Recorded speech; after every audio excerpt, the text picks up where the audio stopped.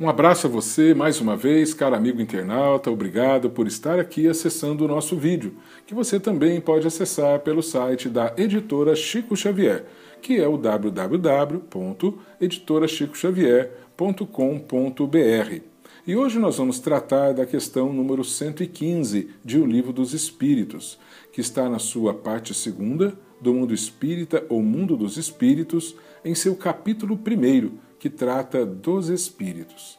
E a pergunta feita por Allan Kardec na questão 115 é a seguinte: dos espíritos, uns terão sido criados bons e outros maus?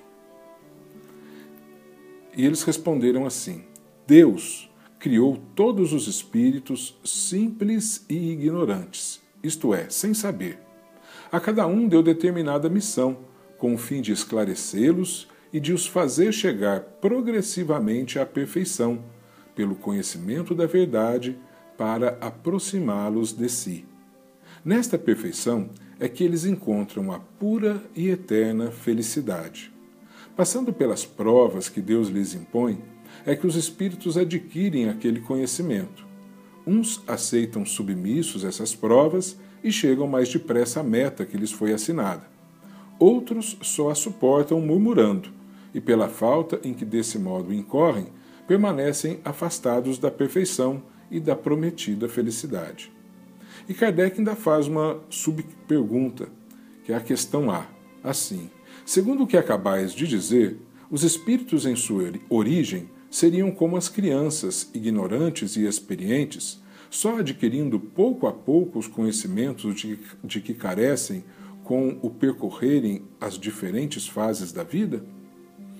Eles responderam assim: sim, a comparação é boa. A criança rebelde se conserva ignorante e imperfeita.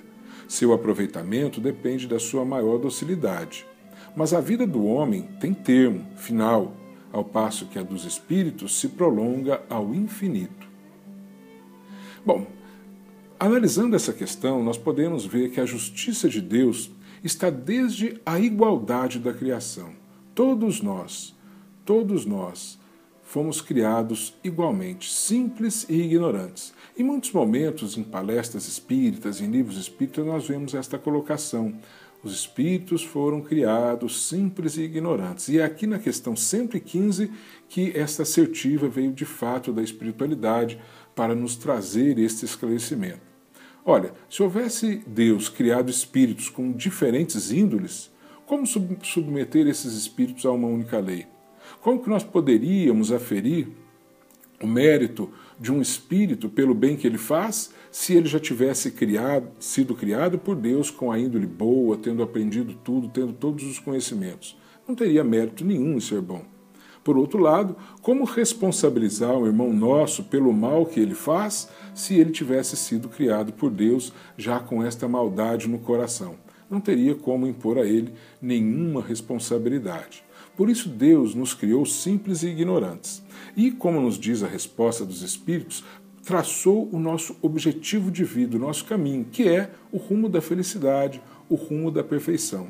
Cada um vai traçar o seu caminho, porque, junto com a criação, Ele concedeu a cada um de nós o livre-arbítrio, que é a possibilidade de escolher os caminhos pelos quais nós vamos percorrer. Aquele que escolhe o caminho do bem, Deus ajuda através dos espíritos superiores, auxilia. Mas aquele que escolhe o caminho do mal, ele respeita e está ali sempre presente para auxiliar no primeiro momento em que aquela pessoa, aquele espírito, quiser novamente retomar o caminho do bem.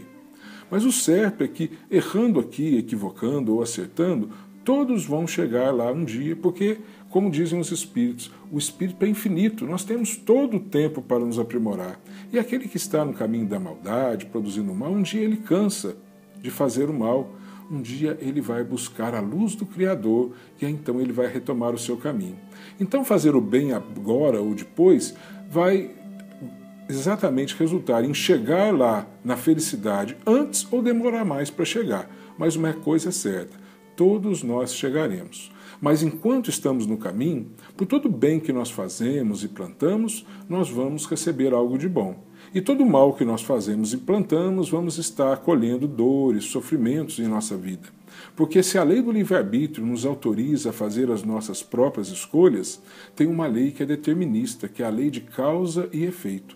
Por cada uma das nossas escolhas, nós vamos receber o fruto daquilo que nós estivermos plantando. Por isso, vamos buscar os ensinamentos de Jesus, da lei do amor, e seguir pelo caminho do bem, para mais breve podemos chegar à felicidade e ao estado de espíritos puros. Miramês, sobre esta questão, faz o seguinte comentário: há carência de muita coisa na Terra, e o ponto nevrálgico é a falta de saúde por falta do remédio principal, que é o entendimento. Podemos observar uma nação lutando contra outra, onde se perdem vidas e mais vidas, deixando um rastro de inumeráveis infortúnios por muitos e muitos anos, por simples carência de um perdão, de entendimento, por falta de amor. A ciência, por enquanto, ainda não resolveu o problema primordial do homem, a cura integral, partindo da transformação para o bem. Alicercemos o amor em nossas vidas em primeiro lugar, para depois, então, buscarmos o saber porquê com a sabedoria orientada por ele. Poderemos, então, atingir a terra da promissão ideada por Moisés, o paraíso visualizado pelos profetas e o céu dos cristãos. E ainda mais, a tranquilidade imperturbável da consciência, muito falada pelos Espíritos. Todos devemos saber de onde viemos e para onde vamos. É muito justa essa especulação, mas, acima de tudo, procuremos entender o que devemos fazer hoje para não errarmos os caminhos, de modos a encontrarmos o Cristo em nós.